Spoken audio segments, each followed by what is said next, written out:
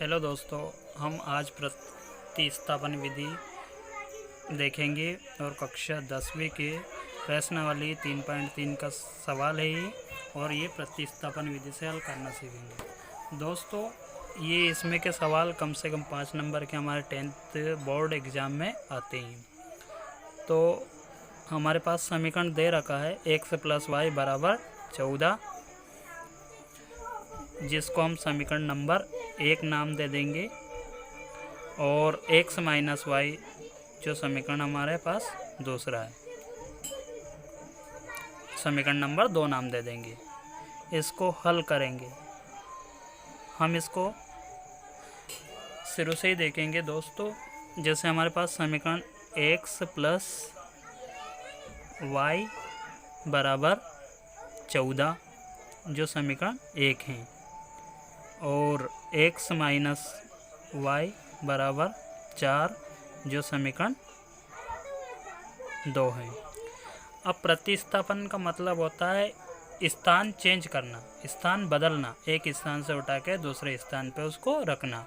अब हम किसी भी दोनों समीकरण में से किसी भी एक समीकरण को लेकर के x का वैल्यू या y का वैल्यू, किसी एक का वैल्यू हम निकाल लेंगे, x का वैल्यू या y का वैल्यू निकाल लेंगे, या x का मान या y का मान। किसी भी हम दोनों समीकरणों में से किसी भी एक समीकरण को हम ले सकते हैं। तो हम समीकरण 1 लेंगे, तो जिस प्रकार हमें हल करना है पूरा उसी तरीके से लिखेंगे। तो यहाँ लिखेंगे समीकरण 1 से, मतलब हम समीकरण 1 लेंगे। जैसे यहाँ दे रखा है हमारा x + y = 14। अब हमने समीकरण 1 को लिया। अब इसमें हमें x या y का वैल्यू निकालना है, तो हम x का ही वैल्यू निकाल लेंगे। तो इस y का पक्षांतर करेंगे, y को यहाँ x के पास से हटाएंगे, 14 की तरफ ले जाएंगे। जब हम किसी संख्या का या किसी भी अंक का या किसी भी चीज़ का पक्षांतर करते हैं तो उसका चिन्ह, पक्षांतर पर है उसका चिन्ह बदल जाता है। जब हम इस y को x के साइड ले जाएंगे तो y का चिन्ह यहाँ लगा है प्लस, इसको इधर 14 के साइड में ले जाएंगे तो इसका चिन्ह परिवर्तित हो जाएगा, चिन्ह बदल जाएगा। तो यहाँ x = 14। अब हमें यहाँ पे माइनस लगाएंगे, यह y होगा, मतलब हमें इस y का पक्षांतर कर दिया तो ये x की वैल्यू हो गई। इसको हम समीकरण नाम दे देंगे तीसरा, ये समीकरण हमारा तीसरा हो जाएगा। अब यहाँ x की वैल्यू आ गई हमारे पास 14 - y। इस x की वैल्यू को हम समीकरण 2 में रख लेंगे, x का मान हम समीकरण 2 में रखेंगे। तो यह लिखेंगे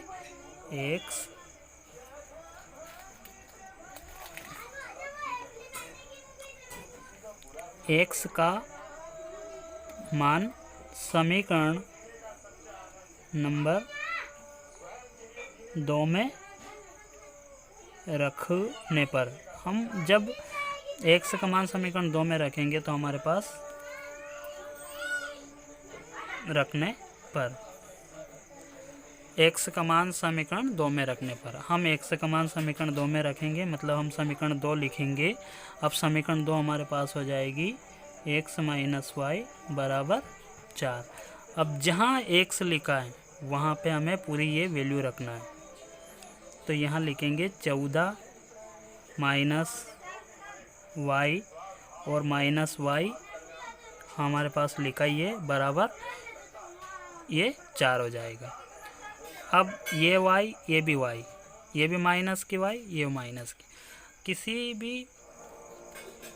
किसी भी संख्या का समान चिन्ह हो तो संख्या आपस में जुड़ जाती है। तो ये y और ये भी y, एक y ये, एक y ये, तो ये मिल जाएंगे हमारे पास 14 - 2y = 4। हमें यहाँ से 14 का पक्षांतर करना है, तो 14 को 4 की तरफ ले जाएंगे, 14 को 4 की तरफ ले जाएंगे तो इसके सामने कोई चिन्ह नहीं है, तो ये 8 प्लस की 14 हमारे पास प्लस के रहते हैं, जिसके सामने कोई चिन्ह नहीं लगे रहता वो प्लस का रहता है। अब 4 हमारे पास पहले से ही हैं, 14 को पक्षांतर करेंगे तो ये माइनस का हो जाएगा। अब यहाँ पे हमारे पास 2y लिखा है, 14 को 4 में से घटाएंगे, 14 में से 4 को घटाएंगे तो ये माइनस के 10 बचेंगे। अब यहाँ से हमें इस 2 का भी पक्षांतर करना है, ये y के साथ गुणा में है, इधर 10 के साइड में जाएंगे तो भाग में हो जाएंगे, भाग में मतलब बटे में हो जाएंगे। तो ये माइनस से माइनस क्रॉस हो गया हमारा, तो 2 को अब इधर ले जाएंगे तो ये y बराबर हमारे पास 10/2। 2 से हम 10 में भाग दे देंगे 5 बार, हमारे पास y की वैल्यू 5 यानी y का मान 5 आ गया। अब हमारे पास y की वैल्यू 5 आ गई यानी y का मान 5 आ गया। अब हमें यहाँ से यहीं देख लेंगे इस सवाल को, y का मान समीकरण 3 में रख देंगे। अब यही हमने जो y का मान निकाला ये समीकरण 3 में रख देंगे, तो समीकरण 3 हमारे पास था x बराबर 14 माइनस y, मतलब यहाँ से हमारा x का मान निकल जाएगा, x की वैल्यू निकल जाएगी।